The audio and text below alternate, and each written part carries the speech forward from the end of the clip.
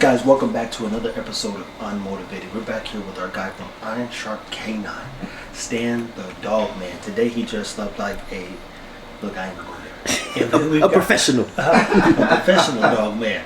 He put on that polo. But we've got Better Best Dog here, and the topic today is depression. How many times have you not felt like yourself, felt low, felt like giving up, felt like quitting, or actually quit? You know how to get out of the funk is the things that we're going to try to cover here. And a lot of times as a man in general, I don't care what color you are, we don't often have the community to support being down on ourselves when everyone's kind of dependent on us. So if you get punched in the face, get up. You break your leg, you'll survive. You've been shot. I hope if you didn't die, keep living. You keep going down the line. You say, where does a man go and find peace and even strength in times and moments of darkness? Well, I can tell you right now, there are very few people I could call to get up if I was down. Very few people I could call to get down. So, Stan, you say you want to talk about depression. Why is that an important topic to you? I think that's when my life really changed. Like we talked about on the last podcast, when I tore my meniscus, like I couldn't walk. And then you start feeling helpless. And I think that's when I went into a depression, and it was just kind of like a downward spiral that just didn't have an end, and it just kept getting worse and worse and worse and worse. Yeah. And then I know a lot of people suffer from that. It's not just me, and people don't want to talk about it, and they try to pretend that they're okay. I literally saw something on Facebook the other day where some girl killed herself, and then like you see her on Facebook and you don't expect her to be quote unquote depressed, but she's going through stuff and she didn't want to be here anymore. So if we can do anything like to help somebody get out of that, because you need people like Trevor, you need people like Jamil, Jamarcus, and all of these people that are going not allow you to stay there, but give you something to help you get out. And then that's even just hey, let's go eat. Mm-hmm. Yeah. It's even like on last week I was a little sick, and I wasn't saying I was depressed, but I was in like a little and Trevor's like, bro, come up here, we're gonna do a podcast, and just come on. And it's like, okay. And I started feeling better after that because we still got work to do. Yeah. And that goes back to being, a man. It's unfortunate that, and mind you, Stan could stay home because you're my man. He could be like, I don't want to get anybody sick. I don't feel good. Everybody got sick. I said, I was out for a count for 2 days. Now me, I have a very strong immunity, so I'm like, I know I was going to be fine. But poor everybody else, bless their heart. They was sick as two dogs. So at any money, if you could, talk a little bit about a moment of time when you maybe have dealt with depression and, what you did to get out of your funk. For me, I think the one thing I really wanted to talk about was definitely identifying it, because, like Stan said, most people don't even realize, or people don't have that support system where they can just kind of go and talk about whatever's going on and have somewhat of a release, or maybe even seek guidance. For me personally, one time when I didn't realize it until years later when I reflected back on that moment, there was a time early on in my son's life. He was about 1 to 2 years old. Me and the mom are going through a whole bunch of stuff, and she's preventing me from seeing him and all this kind of stuff. So we're going back and forth about that, and all I just want to do is just see my kid. That's it. I just want to see him so I can spend time with him. But she's making it super difficult to happen, and at the time still drinking and partying. So what did I lean into? I leaned heavy into the drinking side of things. And I really went down that road, drinking every night after work.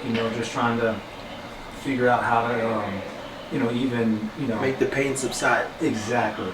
And, and then it really, really set in. What forced me to have to kind of really rethink things is, come home one night, rent one's getting paid, so what happened? Eviction on the door, power's out. So I'm sitting here after work, couldn't even go out to drink because, broke at this point. Ain't got no money. Ain't got no damn money. You drink yourself into a corner. Exactly. And, you're sitting here inside of this apartment. It's quiet. And when your power's out, I'm going to try to tell you right now, when you say you can hear everything, you can hear everything. It's funny because you hear the little buzz when the electricity is. Exactly. That refrigerator's running, all those little things. They matter, don't they? They do, man. And then so I'm sitting here in this apartment by myself, just drinking basically what I had at the house, and then just crying in the middle of the floor because I didn't know what to do. All I wanted to do was see my kid, but I leaned too heavy to drink it, I couldn't even pay my bills, and then now I got an eviction notice, and you know, and you're going. I mean, and I had no idea who to turn to. I was like, that was probably one of the lowest points of my life because I was like, well, Did you know Trevor at this time? No. I knew him, but we weren't. this. Yeah, we weren't. Yeah, we weren't. This is during the time where we were, you know, doing our own things. Yeah. And He's like, you didn't know to call. yeah, exactly. I did. You're from Kansas City, right? Y'all grew up here. Yeah. And that's the thing. Like I said, you know, 18, 19 when we originally met, and we were hanging out then, and then we eventually went our own ways and our own paths.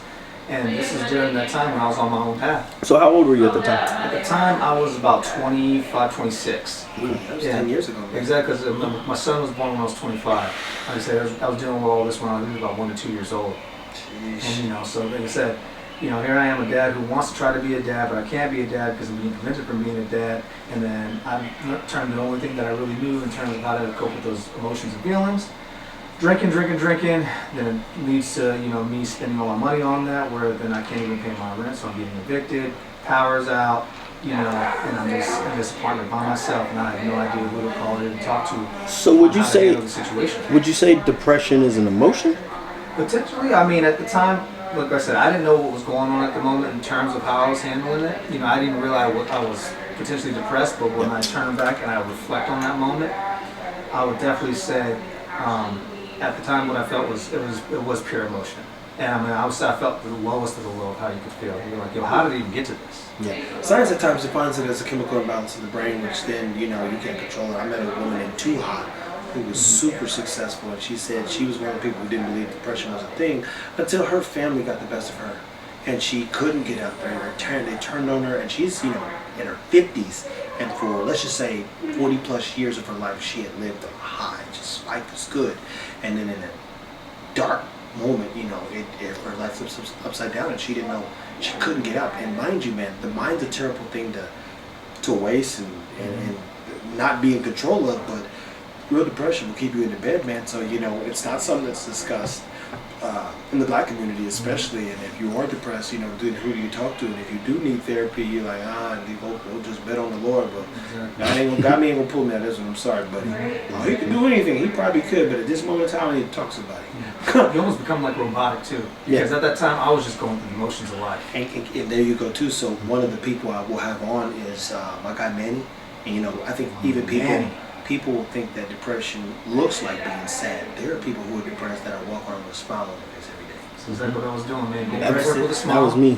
Yeah. That was me until it wasn't. Exactly.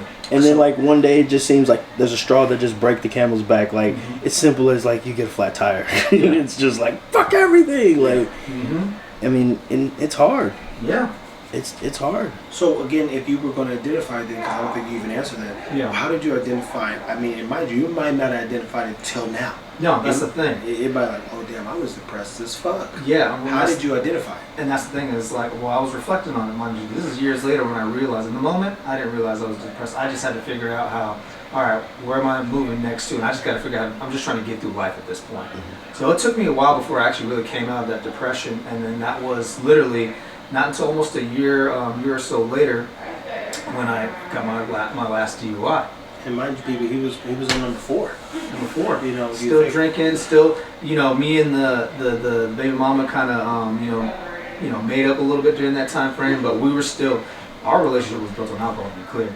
So like that was still not even the type of environment I still wanted my son to come up in. And then when, you know, I get that last DUI and I have to wear an ankle monitor where I can no longer drink for 9 months, and I finally, he can't even use mouthwash. Exactly. I couldn't use mouthwash. If you got sick, you couldn't take, you know, NyQuil or Dayquil. Like, it was heavy, man. That thing reads all types of Everything. behaviors. Anything in association with liquor, alcohol, or percentage increase in your bottom line. Exactly. So for me, I didn't come out of it until, you know, that, you know, happened, and I finally gained some clarity for once in my life because I'm sober. And, you know, so I'm like now looking back and I'm like, yo, I think something has to change. So here's the question both of you can answer. So what is depression? What is it? Because if it's smiles, if it's sadness, if it's dark thoughts, if it's light thoughts, if it's walking through smiling, shaking hands, going to work every day, making sure the bills are paid, if it's looking at the bills, they're not getting paid, and you still acting like everything's okay, how do you even define it? What the fuck is depression? I think it's everything you literally just said. I know, clearly I'm that good. Yeah. I mean, to you guys, to be clear, like what would you say depression is? I think depression is if you're lost. I think when I was depressed, I didn't know what I was going to do next. You still don't. Yeah, but I don't think I have some type of direction now. Yeah. Before, like I told you, I didn't go. I went to college because I got a scholarship. I didn't care about class, whatever. That's a typical nigga thing, people, and I say this respectfully because even Stan, who was raised in a good environment where dad was military and he traveled and that was what I was gonna do. Go to school, graduate, become an officer, and go to the military. That was the plan. That was the goal because that's what my dad did. It's a good career. But see, the plan, the goal, and the dream are all three different things. Mm-hmm. So you can get depressed trying to live up to someone else's dream because you never had the dream on your own. And the one thing that my people made me do is they made me have my own dreams and thoughts. And that's, I think, the way if you meet my dad, you're gonna be like, bro, that's not your dad. Y'all are complete opposites. And I did that like intentionally because everybody, like, I'm Stanley the second, right? And I even have an older brother, and he's not Stanley second. So like, it's kind of weird, but like. Everybody expected me to be him, and I'm not him by any means. So like, well, you probably are in some form or fashion. I mean, I know your dad has been supportive and loving and caring and charismatic, I'm sure. And I mean, I saw on Top Dog, he was there when you went to Top Dog. So they're not Stanley about face, salute, military, but you are probably the best parts of your dad, and at times maybe even some of the worst parts because you're consistent. You're there for your family, and I know stuff that we won't get into right now. We'll get into in an episode when you start talking about when was the first phase and fighting. And look, we can't get into it somewhere here, but you go, you'd be surprised how much of that goodness. My dad's a terrible person, dude. But here's also the facts. I'm as good as I am because of my dad. That's the irony is, as awful as he is, had he not done what he done, we wouldn't be sitting here today.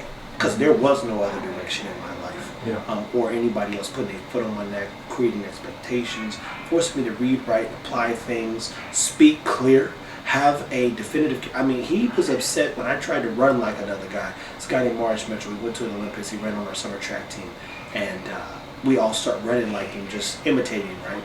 But we would do it in the meet. My dad was so mad, he made me run about 100 hills backwards. He said, you know what happens when you run backwards? You can't fake that form. He said, you're going to have to figure this one out. And we drove into this area. It was nobody there.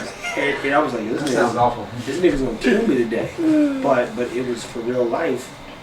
And secluded area where I had to run uphill backwards as many times. I'm not kidding. It had to be over 50 times. Because he thinks like I think now. Yeah, but yo, how many groups you gonna do? Nigga, 100. Really? Absolutely. That's just a warm up, buddy. So, I'm saying that to say, I had my kids, and when I say my kids, Danny and Rock write a letter to the father that they never really knew. You think about that, what that does to a kid whose father's never been involved. And Rock's dad was actually killed it too. So I said, do you think that you're no part of this man who doesn't exist?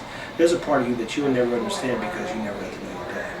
So if you had to write him a letter today, and mind you, this is me at 23, 35 now. I had these kids write letters to the father that they didn't know to make sure and thank him. Thank that man for everything that you are because everything he could be. Think about somebody like having you do that at 23 years. I'm 23 at the time. That's why when Money was with the Carl Medilo said, boss, how did you do this at the age you was at when you was just pouring into us? Yeah. I said, man, I was raised different, bro. I was raised to think and be something I don't understand to this day. I'm starting to understand my role in this life, this world. And I've said it, I can change the world. It started to become very believable. Very believable because we were doing so when we look at depression collectively, it's not you being down and out. It's not you just being down on yourself. It's you sometimes look at people in the face and smile like everything's okay. And sometimes it is being down and out and locked in a room and not wanting to talk or see anybody or not eating, losing a bunch of weight. But I just had to interject there and say, you'd be surprised how much of your dad you actually are like, because when I looked at them cut to him in, the Top Dog thing, that man looked like he wanted to be there. He was proud of you. Yeah. That's the thing. So and I'm sure you have the same energy for your kids. Well, I guess let me rephrase that. There you go. Look, let me dial back a little bit. That's why you can't sit down and talk to me. You got damn. This is why I like sitting down and talking to you, because you make people think in a different light. Yeah. because you have an outside, non-biased perspective on shit. Always. So when I was younger, I think I didn't want to be like him because I didn't feel like I could fill those shoes. Now that I'm an adult and I have my kids, yes, I do see a lot of similarities, and I do appreciate my dad for like everything he's taught me. You know, the respect, the consistency. Like we even set our clocks 10 minutes early because if you're on time, you're late. Like you need to be early because you never know. You always plan for it, and it's like those, like you said, it's the good things and it's the bad things because sometimes like I want to plan and have like direction, but then it's like sometimes you just gotta believe that you're gonna get there and bet on your own self. So it's been a struggle trying to find my voice, my way. And again, I like being around these kind of people because they challenge me to be better. And so, yeah. You know, and that's an incomplete thought because I think even still, you come in contact with someone like me, all of a sudden your brain's like, oh shit, you know, he's collectively putting it together, and it comes to a halt. But at the same time, I can't. You know, it's kind of like in the Bruce Almighty movie where Morgan Freeman says you can't pray for rain and be mad when you have to walk in the mud, right? Mm-hmm. So in this case, it's like, I'm telling you, my dad's a bad person, but the truth is, had that bad person not shown me, you know, who to be, in a sense, and maybe who not to be. My buddy Rich sent me a meme one time, and it was two guys raised by the same person. One was an alcoholic, one became a police officer, and if you ask both the brothers, you know, well, how did you choose this path? They both said, I watched my father. Mm-hmm. One never had a sip of alcohol because he hated the idea of being like the man he didn't want to be. And one drank every day because that's all he knew. And they both saw the same thing every day. Until they didn't, you know. Yeah. So would you say being depressed is a choice? I actually don't think it's a choice directly. Mm-hmm. Because what I've learned is, and from people like you, and even Jamarcus and Jamal as well, you guys actually be good people in this world. I'm learning that is few and far in between. I mean, I still think there are good people in the world. That's my point. You go justify. That's my point. I feel like I'm a good person sometimes. You're doing exactly what I was setting you up to do. Yeah. You're doing exactly that. I don't ever tell anyone I'm a good person. Yeah. What happens is, I'll tell you, look, I'm not a good person. Don't ever trust anything comes out of my mouth. If you fuck up, it'll be our last conversation. So if you get your heart, I don't give second chances. I don't believe in making a bunch of fucking mistakes. If you go fucking stab me, just tell me. I'll take the fucking hit. But just look me in the face and be upfront about it. So I never led with that. I've said many times, guys, I'm not a fucking good person. I'll never get that confused. I'll fucking step in your mama's door if I got to get where I'm going. But here's the truth. I do want what's best for people, right? Yeah. So in your mind is perceived, oh, this is a good guy. I'm fucking not, bro. I have to work every day to be halfway decent. If I weren't surrounded with people like the ones I'm here with right now, oh my God, bro. I would be like my father who's a fucking terrorist. But my point is I don't believe the world's a good place. Yeah. I don't believe that people are good people. I think people do good and bad things because good energy cannot be created, and bad energy can be created or destroyed. What I'm betting on is at some point someone's going to fall victim to something I don't understand. And it could be their personal choices, could be something they see they need, could be they leverage me, fucking me over. And you never know a person until they fuck you. Yeah. But let me be very clear. I don't presume in any form or fashion that even Stan's good, because if you ask Stan and he's right here, I told him, I'll pay you $2 million and go away. Like, think about it. Somebody meets this guy, and they're like, I like this guy. I like his energy. So I know how to replicate this. He doesn't. You tell me every one of your processes, which I could write up at this point in time on my own, and I'll pay you to never speak to you again. That was the conversation, was it not? Yeah, what, 2.5 years ago? Yeah, and I didn't hesitate. I didn't fret. I didn't smile. I didn't frown. I just was being dead ass serious.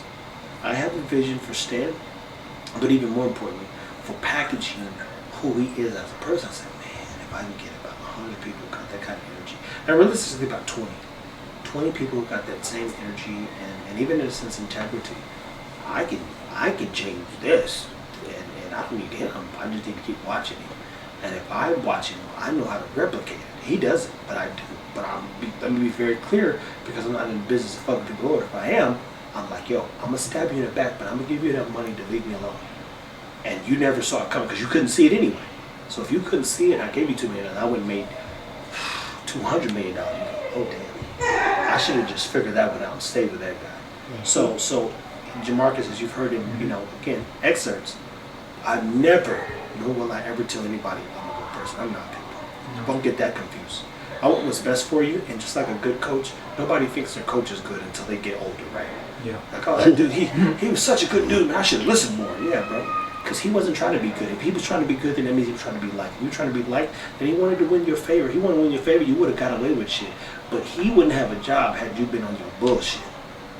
Because the minute he starts losing, everything becomes a question. And what we cannot do as men is be questioned about where we stand, who we are, and what we're trying to achieve. So, depression.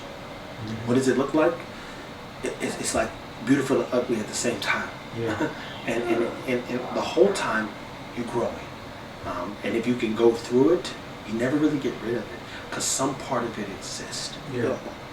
That was going to be my next question. Do you feel like it reoccurs? It comes back? Oh, for sure. For sure, man. I mean, there's moments out there, I have my moments. There's not a day where I don't think about my son, And all I just want to do is I just want to be a part of his life, right? That's it. And, I'll have those moments, where, I might be wearing a smile, but like, back in my mind, especially even if like, his mother and I had, a disagreement or something like that, that's something I still got to walk through life with, even though I know that, I still got stuff that needs to get done. So what do you do to get out of it now? The rules are simple, man. Just keep moving. Yeah, stay moving. And that's for real. You got to stay moving because if you sit there long enough and start sulking and really thinking about it, then that's where it starts. The thoughts start wandering. You start thinking about all these things you really don't need to be thinking about.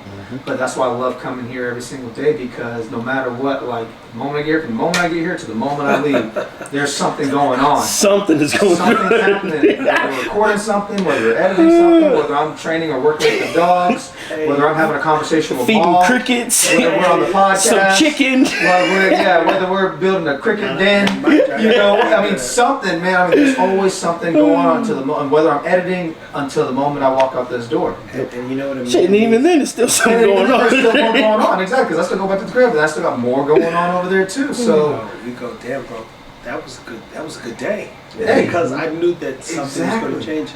And shout out to my guy Chris Ford. He had, he paid homage to both of you guys, and mind you, he said, as he said in the video, he said, y'all don't know this, but 2 years ago, Trev walked in my house and gave me on paper a plan. He said, Stan and Jamarcus, they did the plan. He said, they're growing. He said, I'm not. And I've got the clip because that's a very real clip. If you ever meet me, I genuinely want what's best for people. So I don't think the world's a good place or people are good people because if you were good, you would be good to yourself. And good to yourself doesn't mean that you want people to like you. I don't want to be so good that everybody got to like me. I'm like, no, I appreciate the hate. As Malcolm X said, if you have no haters, basically, you probably ain't got that much success. And you have to be able to deal with both of them. So if we didn't have to deal with the hate, then we wouldn't be sitting here today. But what I found, as my favorite Martin Luther King quote is, I decided to stick with love because hate is too great of a burden to bear. That one I do know. I'm not a loving person, but I do know is, it's if I lean into the truth, admiration, being around people who are relatively integral, want to grow and be better, and I choose to lead them at a decent pace, so we'll be okay. And in those moments of depression, like Stan saying, let me call Trev. Let me call the voice of reason, because I don't look at things emotionally. Oh man, you need to go correct that nigga. Like why did that nigga get within 5 feet of you in the first place? You didn't assess that he was nothing like you. You didn't assess. See, here's the thing. I don't expect Jamarcus to be as good as me. I don't expect Stan to be as good as me. That's unrealistic, right? Yeah. If everyone possessed what I possess, we wouldn't be here as well. So I had to learn years ago, like 100% of people ain't gonna think like you, bro. And you go, okay, let me calm the fuck down then. Yeah. Because I heard Guy Kawasaki say in an interview, to explain how Steve Jobs thinks would be to tell a fish what it is to fly. So imagine you got a fish at your house, you go tell him, hey, do you know you can fly if you had this? And the fish is looking at you like, this nigga don't know what I'm saying. And the fish really don't know what you're saying. The point is, that's what it would be like, as they said, to describe how how Steve Jobs, Mhm. how he think. So you go, am I supposed to believe that they're going to think like me ever? No. Do I believe that they could be better and that they could grow parts of where I don't have their compassion. I don't have their humanity.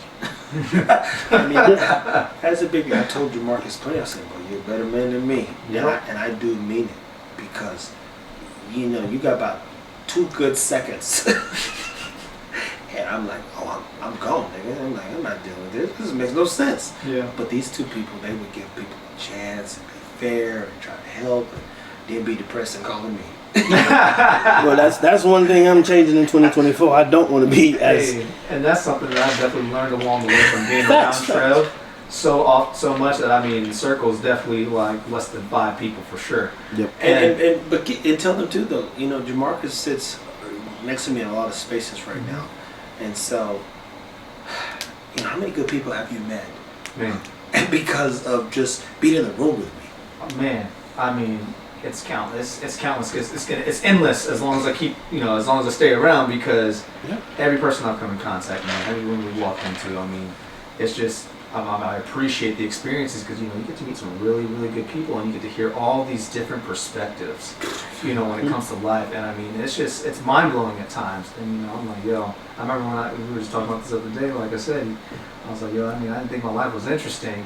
And then you turn around and you start looking at all the things. I'm like, yo, I retract that statement, man, because that's a load of bullshit. If I even want to remotely believe that, because I'm like, all the stuff that happens and I get to experience and see, and people I get to meet. It's been unreal this far.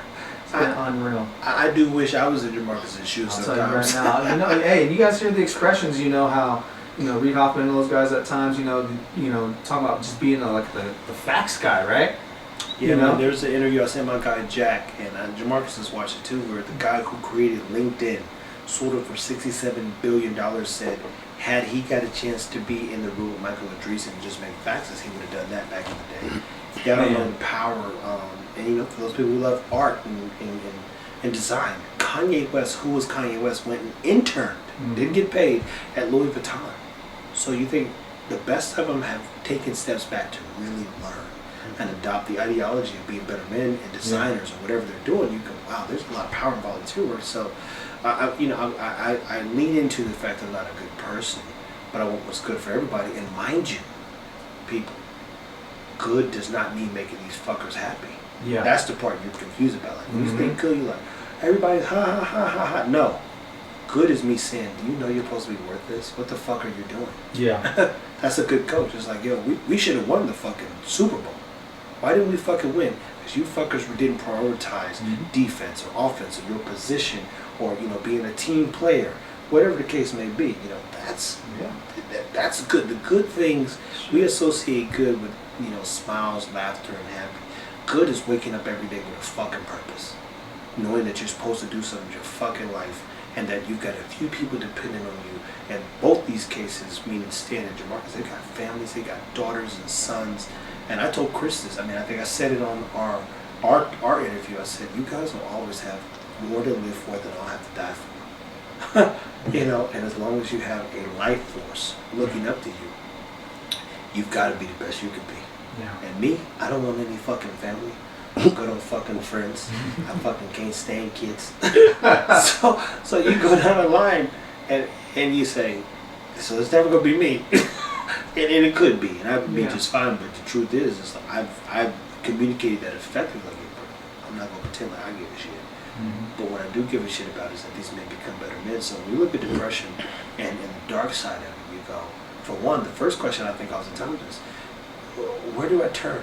I don't feel okay, and I'm not a female, so I don't really live in my feelings, but I too have dealt with moments of darkness, and I think one of the one relative moment where I was probably at the darkest place is I built this thing called T-Fit, Think Fit 365, and a kid named Andre Maloney took his last breath playing football, and I remember the Huffington Post reached out and said, hey, I posted a video on YouTube, and it was just his interview. And mind you, I did it because I didn't want him to sound like a dumb nigger. That's the truth. Say, all of them had to get in front of the camera back in the day. Camera, hold on, what are we about to do? I've got all the interviews. said, boy, you know, I'm fussing at him. I'm like, you're never going to get to where I think you're going to go and sound like a dumb nigga. It's not going to happen. Not with me. So we practice getting in front of the computer, getting in front of the camera, communicating. So in this case, Trey, I had a stroke on the football field and died. And, you know, I go, fuck, I didn't sign up for this, man. I'm never going to forget editing this video and just bawling. And I'm sitting in a guy named Josh Lord's house, and I'm like, editing, I'm like, I can't even stop myself from crying. And I go, what the fuck? And it sent me down a spiral, man, because I hadn't, mind you, signed up to do all these things for these kids. I don't even like kids. And then you save these kids' lives, you pour into them. They've got, now he's got 5, 6, 7 offers, 26 on the ACT. You've been there through everything. And he's gone. And how, literally in 24 hours. How old were you at this time? Probably 24, 25. So at the very beginning. Oh, at the very beginning, bro. and that's the downside. So fuck, bro. I didn't sign up for this, man. And it's still to this day fucks with me. Like, that's why we were talking about it lingering. You go, fuck, man. Yeah. Trey should be here. He was a 17-year-old kid. Even Coach Fraze, shout out to Coach Fraze. You guys don't know him, but he said, T-Fit, I never lost a kid this early. And this was a good fucking kid. Like, I don't say that lightly. I know some bad kids, and at some point it was so dark. I said, "Yo, why didn't you take this kid? This fucker sucks. This fucking shitty fucking kid." I ain't gonna say his name, but I said it back in the day, nigga. I was like, "Fuck this nigga." Nigga, this nigga would be like, "Oh, I get it." but you know, that's one of those moments where somebody says, "Hey, you know, well, it was God's plan." I'm like, how do you justify a 17-year-old boy who wanted nothing but good for his family dying? It still ain't gonna make sense. So when we look at depression and we think, how do we identify it? What are we doing to deal with it? Who do we call when we're like engulfed in it? Mm-hmm. And how do we get out of it? You know, you go, fuck, where does it begin? Well, in Stan's case, as he just looked at Jamarcus, well, you didn't have Trev? What the fuck? I would have called this nigga immediately. Oh, yeah. I mean, and mind you, I mean, at other moments in my life, I have called him in those moments. Very much so. Like when he was around, oh yeah, I leveraged that. I remember one time, I'm just going through this mode at work, and there's this cloud that was just this surrounding me when I was still bartending at Del Frisco's, and it was like I just couldn't shake it. I was like, I just knew I was meant to do more, and I was, you know, working through the beginning stages of real estate at the time, and I really wanted to put my focus and pour into that, and just, you know, the bar thing was not serving whatsoever. So I'm over here, I'm being a dick to everybody at work. I'm over here just like and so one day I had to call Trev. I felt like there's just pressure just built up, and I called him, man. And I was like, yo, man, why do I feel like this? And he's like, remember that one time I asked you if, like, you know, what was the question about the suffocating thing? Oh yeah, so Jamarcus is already, this is a bad day for him, by he was like, he thinks he's stressed out, right? Like, he's no stress. Nobody ever held his neck to the wall. Exactly. Literally, my dad has choked me out. And so you go, I said, have you ever felt like you're suffocated? In his mind he had, but he hadn't physically done it. So in this day, fucking wheel rolls off. Everything that could go wrong just went wrong in this nigga's day. And I asked him that question this morning, and it went south. It was like he set that day up, bro. It was like, yo, this day, this is gonna happen. But gotcha. But fast forward, you go, bro, you don't know what it's like to really struggle, because in his case, he had a mother to call respectfully and other people to get him out. We did the numbers that we talked about in other episodes, where he spent other people's money in his own, over $150,000 fighting poor choices. At the end of the day, it's like, oh, I made a lot of bad choices and it cost me this much. I could have invested in 10 properties by now and made 3 times. Well, I could be worth $15-20 million had I been taught or looked at things different versus just let me go out and keep having a good time. So in this case, when you ask me that question, have you ever really been suffocated before? And the suffocation, it's not just life. It's, for me, I respect and love my dad to death, man, when I was a kid. And even still, I talked about it on another episode. Here I am, 35 years old, and I'm not. My dad is one of those people I had to block, because if the nigga calls, I'm probably still gonna try to help him. And it's like that one person who has this power over you, right? So when chicks be like, "Who hurt you? You did this." He's like, "Hey, baby, hey, none of y'all could have do the damage that was done to me from the people that I loved wholeheartedly." So by the time I got this, I'm like, fuck everybody, and I mean it. And everybody around me, they believe it. so when he said these things, I'm like, yo, my man, you got to do better. But if we are dealing with depression or a dark time, fucking call, hit my line. You know what I mean? Yeah. I've been there. I live there. Mhm. I'm depressed every day that I wake up, if we're being honest, bro. Because I don't want to do anything that I'm doing. I don't want to be any more than I have to be. And here's the challenge. I have to be more than I am every day. Think about how depressing that is. How do you wake up, and I've said this many times on my story, and be better than Elon Musk every day? And I don't mean me, I'm saying Elon Musk wakes up every day and says, I got to be better than Elon was yesterday, better than Jeff Bezos was yesterday. Think about the greatest people who influence how we operate in our lives. Steve Jobs, Apple, etc. You have to wake up and be better, literally better than you were every day of your life. Oh my God, guys! Imagine So how do you cope with it? Well, in this case, I have people like you who continue to inspire me to live for a little bit more. I'm now exposing myself, and I don't mean you put my dick online. I mean, I'm no longer invisible. See, you guys knew the value of me because it was just you guys around. Mm-hmm. Now, you just witnessed it less than 2 hours ago. Yeah. Where someone says, "Bro, I appreciate those tips and everything." Mm-hmm. Now I'm too visible to be invisible. So even if I stop today, for the next year or two, that's all I'd give it. People might, if I never post another video about dogs and training and American bullies, Jack Russells, wherever we got going on in the future, people would probably be like, "Oh, I remember when you used to be on that shit, bro. You used to work, and I still go back and watch those videos." Nah, somebody will still post them. They repost them. I mean, you on Facebook, but you ain't on Facebook. That's what I'm thinking. Them niggas be leveraging my ass, Boy, the shit out of me. They're probably getting paid too, bro. Nigga, they definitely They get get paid. paid. I think they're almost to 100K on Facebook Oh now. my God. This nigga's gonna make the real fit bully appear, nigga. Mm-hmm. And the niggas getting They gonna say it 3 times in the mirror. Fit bully, fit bully, fit bully. that candy man, nigga. But you guys get my point. So Yeah. every day for me is a day of depression and being, I'm disappointed in the world we live in. And I look collectively and I want so much from people, man, that, I have to really manage myself because it does stress me out, wanting more for you. Mm-hmm. And wanting more for Jamarcus and wanting you guys to get it and you guys having to go through your own process to get there versus me just like I wish they could just follow, just shit, they can't see it. But if I speed it up and you don't figure it out and get there by way of some direction versus this is what you do, you might not never get it. Yeah. And I need it to be of value to you. And value oftentimes, believe it or not, is something you define, not me. Mm-hmm. And so it's like me and you guys, it's life. I didn't tell you that I was a value, right? I never said, I'm the most valuable person. No. I've told you I was leverageable. Fucking leverage me, man. Yeah. But you guys say, look, that's one of the most valuable people I know. He don't go and say that to nobody, but he pours in, he supports, we fucking get on the camera, he challenges thought, I get better every time. That's one of the most valuable people I fucking know. Mm-hmm. And it's because of who I choose to be every day. And mind you, you guys are great motivating factors, man. To be clear, super motivating for me. But there's never a day where I wake up and I want to be this good, man. I'm telling you the truth. I just don't know how to be any less either. So what would you tell somebody who's suffering through depression right now? For one, shout out to Stan for even considering me when he's had some dark moments. And I will say this, and he can tell the story if he wants to at some point. But Stan walked me through, going through therapy a little bit.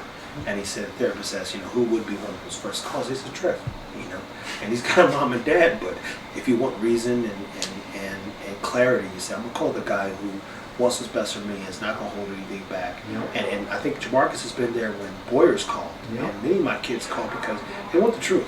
Believe it or not, they're men at the end of the day, and they're like, yo, I don't want to hear my dad tell me everything's going to be okay. Boss, tell me what the fuck I need to do. Mm-hmm. And let me be very candid. Hopefully my call on my heart. Hopefully my heart gets to come, and that's Elijah Boyer. And he said I was there at his wedding, and he ended up having to get a divorce. And he called because everybody told me he should work for me, right? And even she said, "You gotta win me back." He was like, "What?" Oh my God. Let me be clear. If I get Boyer to tell the story, and I'll sum it up real quickly. This is a kid who's a people pleaser and will do anything to make someone happy. When he married this person, he moved to Arkansas. He's a fucking nuclear. He was working at a nuclear engineer plant. He's working 80 hours. She's going to school. He's paying for every fucking bill. They've got 2 dogs. She cheats, and the friend feels so bad. She goes, I gotta say something. You're a good fucking dude. She cheated on you, man. He asked her about it. She asked like he's that, and so it was the most amicable thing he's ever done in terms of breaking up with the person, because even her family was like, what the fuck did you do? This is a good dude. And I'm telling you right now, him and I got into it about girls he chose in high school, because he just was like, he's 100% in. And so that in itself could sizzle by like me into depression, because I just want Boyer to be the best he can be. I'm saying that to say, how do you get out of it? You needed me in your life. Yeah. And I needed you in your life. And in this case, there is no getting out of it. It's managing it, because 9 out of 10 things in this life are going to go fucking wrong. Look, man, say. If you are betting on things to work, that is not. I ain't never woke up and be like, oh, today's going to be perfect. I'm like, oh man, that was a good day. That didn't get too bad. Bro, I don't think there's a day where you give me the run of the tomorrow we're going to do this, and this, and we get up and the first thing gets derailed because a phone call or something happens, and then like here, and there, and the next thing you know, we over here on in some random high rise in downtown, but it's all for good reason.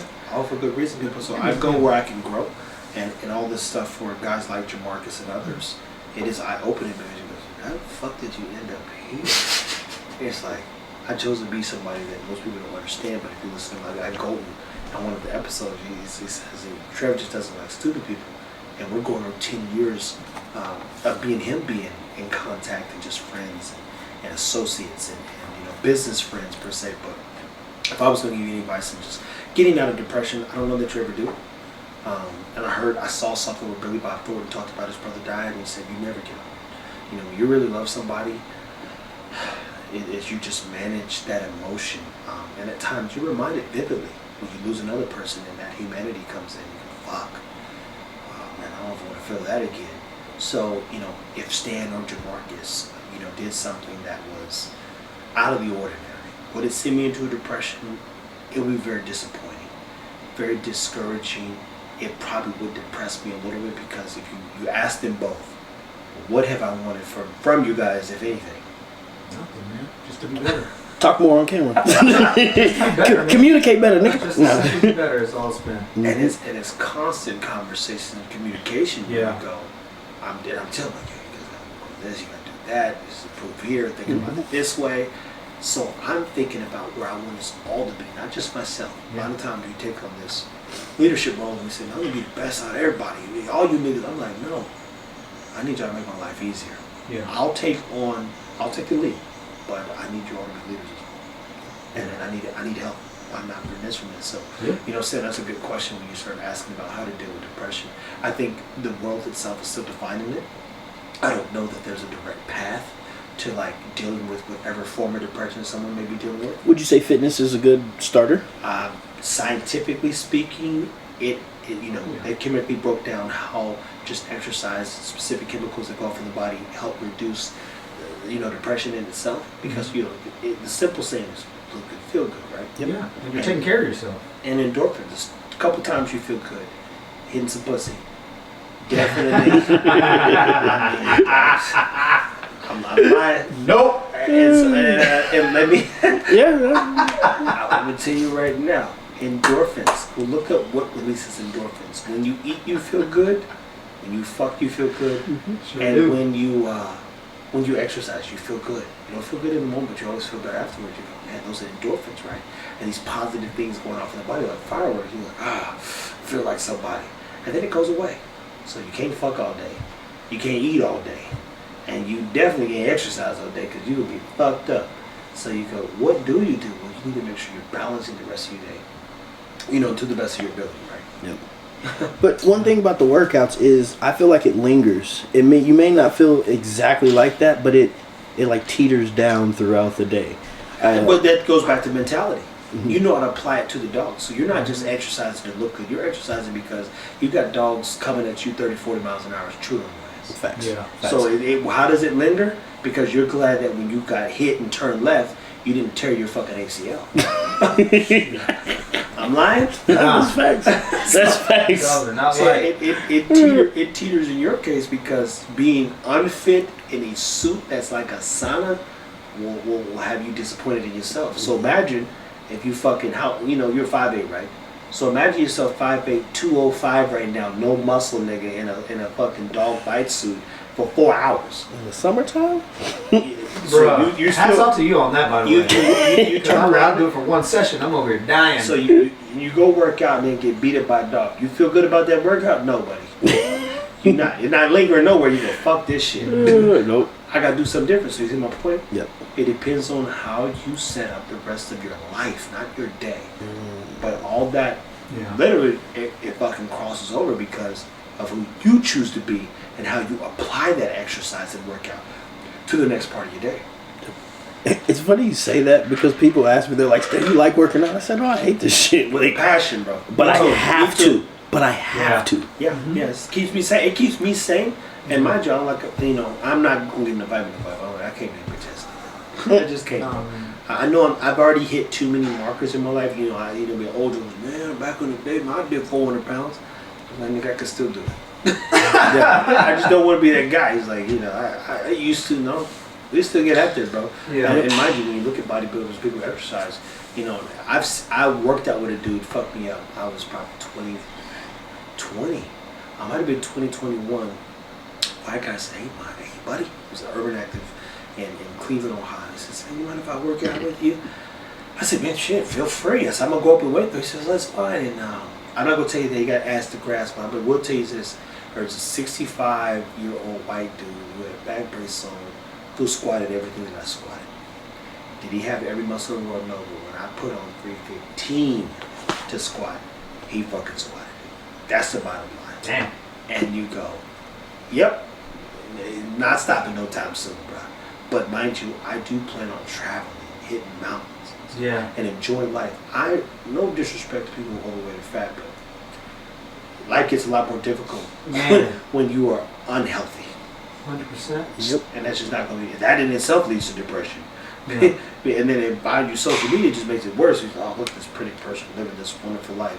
But it's a statistic popped up recently where people under 24 or 30 and under, something like that, 30 and under, 24% of people who are 30 and under are exercising regularly and choose to live a healthy lifestyle. And the good and bad of social media is one thing, but I believe it's because of how visible social media's shine the light on exercise and the weightlifting and the importance of it, right? Yep. So I can't, and that in itself is going back to what Stan said.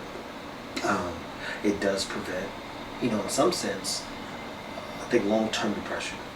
But then the other part, I think that comes before everything is being around the right people. Yep. Be in the right company, making some good choices, making some bad choices, learning from those choices, and growing from those choices, right? So, guys, if we're looking at depression, and guys, I appreciate everybody's take on this and definitely your candor. What are the things you're going to do moving forward to stay from being depressed? I mean, like Jamarcus said, stay moving. Basically, have goals, have plans. Financial markers that we need to hit, training markers we need to hit. By the end of the year, I want to have at least one other trainer working with me. I want to have my outline done, all of that stuff. The stuff we've been challenged here. That's going to keep me from being depressed because if I do it, it's going to help me long term. So I don't have to physically work every single dog that comes out. Yeah. Get beat up by these dogs coming at 30 miles an hour, hitting like a train. I've seen it, bro. I've seen it. It's not a far-fetched thing. We've got the gauge out a few times, and you're like, damn, that dog would get up to 20 miles an hour and fucking 10, like 1, 2, 3, he's there. Like that truck moving, so you go, the last thing you want to do is do that for the next 50 years of your life. Yep. It's not realistic, man. And mind you, my job is to make sure Stan starts, and Jamarcus, use your head more than anything, because it looks like we're doing a lot, and trust me, we are people. Jesus Christ, you to live in my head would drive somebody, they would shoot themselves. I don't mean that. It's like, how does this food exist? Well, it could be a night like tonight where I'm like, I gotta go get food, I gotta go feed the dogs, I'm gonna do a live in a second. We did been out, we shot, we did videos, we fucking train the dogs, Jamarcus train the dogs, turn around. I'm gonna probably build some Legos, we're gonna jump on the game. And that was the day.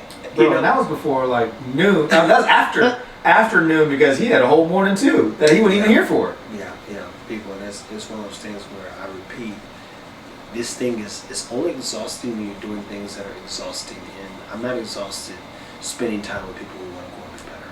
And so this has been a privilege. Yeah. To say, Lucy, finally find some men who want to be, leaders in their own life. So, Stan wanted to talk about depression. I don't know what you're going through. I don't know if you have a community. I'm not going to tell you to contact me. 'Cause I got enough people messaging me needing kindness. What I will tell you is I do hope, and I told this to somebody even earlier, and he said, could you give me some advice?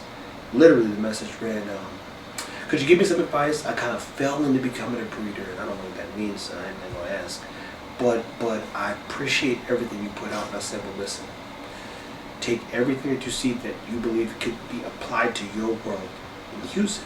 Second, find you a community that you can learn from and grow with. But above everything, no matter what takes place, don't overthink it and just take care of the dog. Boom. I said so much. I said all those things, and that's a message I typed out. You go, damn. And I have a person like, damn, that thing made a lot of sense, because I can't lean into being a person I can't be for them. It's like these two people, along with the others and the things we're trying to develop, they take a lot of energy, time, and effort. And I've seen great videos on leadership and how people perceive it at times. But depression's a real thing. I didn't used to be, I would say like this, and it's controversial to me because 50 Cent said this, and he said, depression is a privilege to some people. And I was like, man, fuck, that makes sense too. Because you're dealing with the mom, we come from the environments we come from. Woman got 3 kids, no money, she going to work, killing it every day. The kids are fed, nobody's struggling, suffering, she's struggling. But she don't get to be depressed. She don't get to stop. And kids gotta eat every day. So in some cases, it could be a privilege, but then that goes back to what does it look like? Does it look like somebody down and out? Does it look like somebody just going through the emotions? Or does it look like somebody doing the best they can with what they have to make sure nobody else gets depressed? Think about that. That motherfucker might not know what's happening. She's like, I'm gonna make sure nobody else ever feels like this. That's the whole thing, right? So, anyway, you guys want to hit him with any final words, man? Yeah, no, like Stan said, man, you just definitely have some goals, have milestones, have things you're working towards. Definitely, try to identify whatever your purpose in life is. That's the one question I know Trey always asks everybody in some form of fashion. What is your purpose in life? And, as I continue to be around all these different men and continue to learn all these different perspectives, things get a little bit more clear every single day. The vision gets a little bit more clear on every single day. And, you start to realize that things you thought were, impossible to reach, with a little bit of work and the right resources and people around you, they are very possible to attain and achieve. Yep. So, definitely make sure you get that, that purpose figured out, or at least trying to figure it out, because that'll definitely give you some willpower to move forward and not to deal with whatever it is that's trying to bring you down. I would say don't go looking for better people, become a better person, and those people are going to find you. Boom. I met Trevor probably about 1.5 years when I was like, okay, I need to be a better man. I need to believe in myself a lot more. And when I met him, it was at the perfect time. And I was never looking for somebody like Trevor or Jamarcus. It was bound to happen on the path we were going on. So it starts with you at the end of the day. If you're not a good person, or you're not trying to be a good person or a better person, let's say that, you're not going to get better people around you. And then when those people do challenge you to be better, put the work in. There you go. And that's simple. There you go, people. Listen, as always, this is the Unmotivated podcast, and one of my motivations is to manage my depression, to say the least. That's hard being somebody I don't want to be every day, and hard being something I've never seen. And to be clear, I've seen some good men and I've seen great men, but the goal is to be a better man every day. Can't thank you enough for downloading, supporting, commenting, liking, potentially sharing this with somebody. I know the famous saying is, hey, I don't know who needs to hear this. I don't care who needs to hear this, but I do hope is that we said some things that improved the way what you think and potentially even who you are. So as always, take care of yourself. Keep fighting. As the rule is, stay moving, and good luck. Take care of your dog. I was 54 good minutes, man. Good stuff, man. Good shit.